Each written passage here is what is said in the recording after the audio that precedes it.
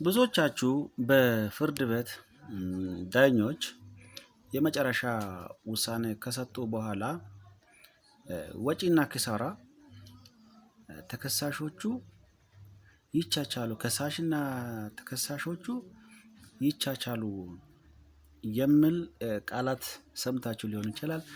መቻቻል ማለት ራሱ ምን ማለት ነው?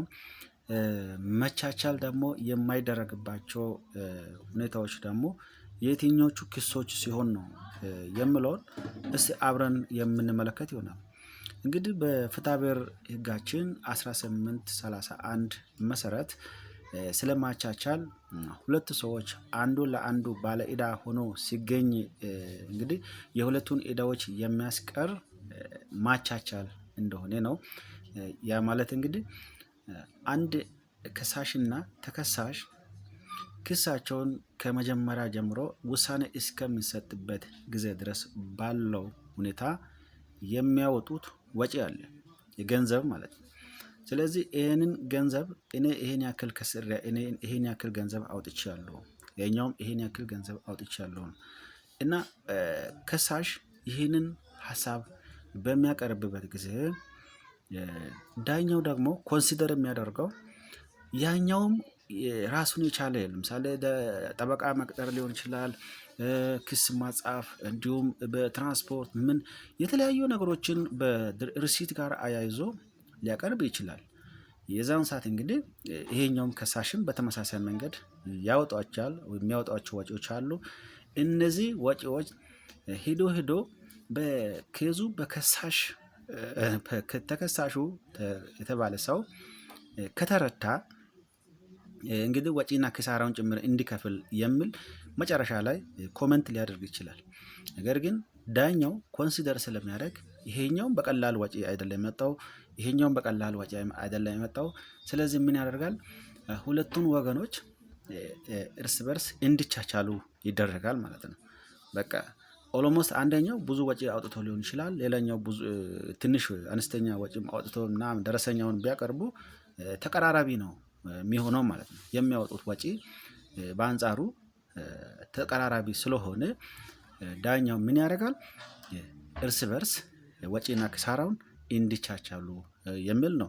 ካልሆነ ደግሞ አንደኛው ወገን ያን ያክል ወጪ ካላወጣ ዳኛው እንግዲህ ወጪና ኪሳራ ተከሳሽ እንዲከፍል ሊያደርግ የሚችልበት ሁኔታ አለ።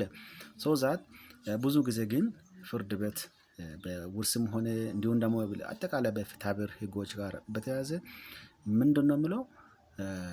ከሳሽና ተከሳሽ ወጪና ኪሳራ በተመለከተ እርስ በርስ ተቻችሏል የሚል ነው። አሁን ግን ይህ ተቻችሏል ወይ ማቻቻል ወይ ሴት ኦፍ ብሎ የሚታወቀው የማይሰራበት ጊዜም አለ። በፍትሐብሔር ሕግ ቁጥር 1833 ላይ ማቻቻያ የማይደረጉ ነገሮች ተብሎ የተጠቀሱ አሉ። ይህም እንግዲህ የትኞቹ ናቸው የሚለውን ወደ 4 ነጥቦችን አስቀምጧል። እነሱም ይህ ዕዳ ወይም ደግሞ የዕዳው አይነት ልዩ በመሆኑ ለባለገንዘቡ በእጁ የሚከፈል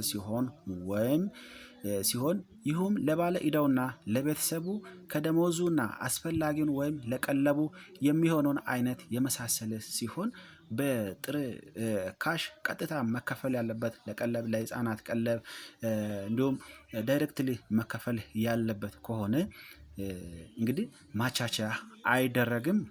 ሌላኛው ሁለተኛው ለመንግስትና ለመስሪያ ቤቶች የሚከፈል ገንዘብ ሲሆን ማቻቻያ አይደረግም፣ ቀጥታ መክፈል አለበት ማለት ነው።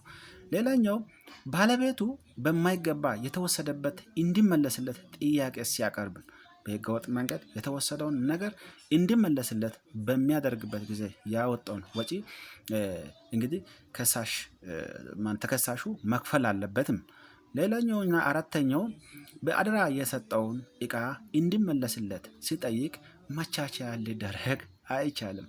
አደራ ብሎ የተሰጠውን በአደራ መልክ የተቀመጠውን እቃ ያ ሰው እንትን ቢያደርግ ወይም ደግሞ ቢያጎድል ያ እንዲመለስለት ደግሞ ያኛው እምቢ ብል እንዲመለስለት በፍርድ ቤት ከሶ መብቱን ቢያስከብር ያንን እንዲመለስለት ከተደረገ በኋላ እንግዲህ ማቻቻያ ሊደረግ አይችልም። የወሰደውን ወይም ደግሞ ያወጣውን ከሳሹ ያወጣውን ገንዘብ ያ ተከሳሹ የመክፈል ግዴታ አለበት ነው።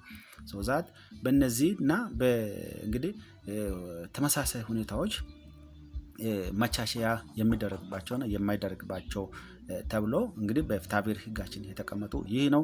በፍርድ ቤቶች ላይ እንዲሁም በተለያዩ ኬዞች ላይ ተከሳሽና ተከሳሽ ወጪና ኪሳራ ተቻችሏል ሲባል ይህንን ለማለት ተፈልጎ ነው። ለግንዛቤ ያክል ነው። ከዚህ ጋርና በእነዚህና በሌሎች ጉዳዮች ላይ በቀጣይ ሌሎች ቪዲዮዎችን ስለምሰራ እነሆ ለዚህ ቲክቶክ አዲስ የሆናችሁ ፎሎ እና እንዲሁም ደግሞ ኮፒ ሊንክ፣ ሼር፣ ኮሜንት እንዲሁም በስልክ ቁጥሬ 0996042725 በመደወል የተለያዩ ጥያቄዎችን በመጠየቅ የህግ ምክር እንድታገኙ ስል በአክብሮት ጠይቃለሁ። በዩቲዩብ ቻናል ላይ ጥጋቡ ማርቆስ ኦፊሻል ብላችሁ ገብታችሁ ሰብስክራይብ በማድረግ የተለያዩ ሀገር አቀፋዊና ዓለም አቀፋዊ በህግ ዙሪያ የተሰሩ ዜናዎችንና እንዲሁም መረጃዎችን እንድታገኙ ይሁን እያልኩኝ የዛሬውን የሰዓቱን ዜና መረጃ በዚሁ ያበቃለሁ። መልካም ቆይታ። አመሰግናችኋለሁ።